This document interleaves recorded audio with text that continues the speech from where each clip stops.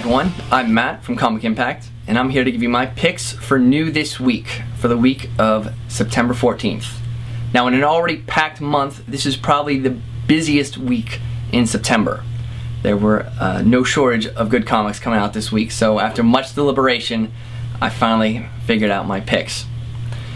First up from this Dark Horse Comics, our favorite vampire slayer comes back with Buffy Season 9, number 1 by Joss Whedon, Andrew Chambliss, and George Jeanty. Now, after a slightly uneven Season 8, I'm really hoping these guys get their momentum back and kind of get the book back on track. DC Comics is going to be continuing their onslaught of new 52s with 13 new number 1s. The ones I think I'm most looking forward to picking up are, of course, Batwoman number 1 by J.H. Williams III and William Hayden Blackman. Now, this one I can promise you is going to be the prettiest book on the shelves.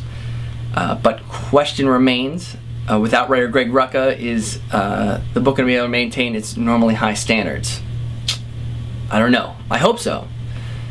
Next up, Deathstroke number 1 by Kyle Higgins and Joe Bennett. Now, this book promises to be an incredibly fun action-adventure book featuring DC Comics' most badass character, Slade Wilson. Now, I think this comic is going to surprise a lot of people, so please give it a try, check it out, pick it up before it sells out. Last book from DC, Scalped number 52 by Jason Aaron and R.M. Guerra. Now, Scalped I think is honestly the best book on the market today. I think it's just incredibly character-driven, gorgeously drawn, and unfortunately we're coming down to the final issues, with the previously announced issue 60 being the final issue. Now, as sad as I am to see this book end, I'm excited to see what's going to happen to these characters like Dash, Shunka, Red Crow, and Carol. Now, Marvel Comics here, they are releasing everything including the kitchen sink this week. Look for kitchen sink number 1.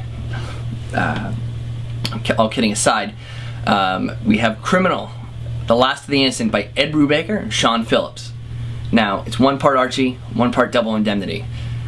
But what I see when I look at this miniseries is 2 master storytellers at the peak of their craft. Don't miss this one, guys. It's going to be the best miniseries of the year, or at least one of. Next up, Daredevil number 3 by Mark Waid, Paulo Rivera. Daredevil's my favorite character. He has been, God, since Kevin Smith started on the character, how many years ago. I think Mark Waid has done a great job capturing the voice of Matt Murdock. Paulo Rivera's visual storytelling is still some of the best in comics. And I think since the dismal Shadowland, these guys have done a great job redeeming The Man Without Fear. Next up, Fear Itself by Matt Fraction and Stuart Immonen. Now, I have the utmost respect for these 2 creators. I think they are some of the best in comics. But Fear Itself will not end. That's what I fear, actually, is Fear Itself never ending. I'm picking this mainly because this does get us 1 more issue closer to its conclusion. And finally, last but not least, my last pick is a book that should have shipped last week, but I think they were afraid of Grant Morrison and Action Comics, rightfully so, is Ultimate Comics Spider-Man number 1 by Brian Michael Bendis and Sarah Pichelli. Now, ever since Marvel revealed that Miles Morales is going to be the new Ultimate Spider-Man, I've been very excited to meet this character and see what someone new will do with the symbol of the spider. Ultimate Spider-Man has been Bendis' most consistent book, and I don't see that changing anytime soon.